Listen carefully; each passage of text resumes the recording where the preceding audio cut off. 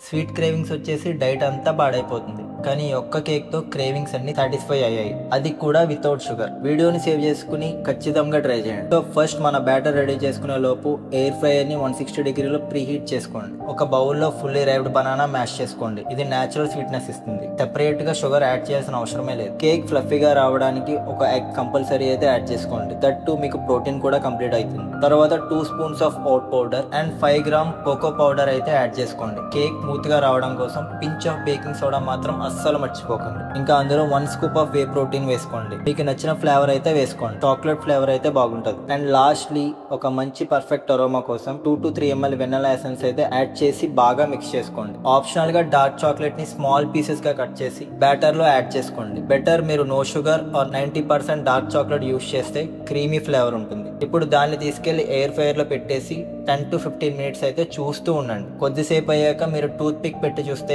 Clean గా బయటకు రావాలి, బ్యాటర్ ఏమీ అంటుకోకుండా. ఇంకా మన high protein no sugar cake అయితే పర్ఫెక్ట్ గా రెడీ అయిపోయింది. మీకు రెసిపీ ఒక డాక్యుమెంట్ లో కావాలంటే కింద కామెంట్ లో రెసిపీ అని టైప్ చేయండి. అండ్ ఇలాంటి మంచి రెసిపీస్ కోసం అకౌంట్ ని ఫాలో చేయడం అయితే మర్చిపోకండి.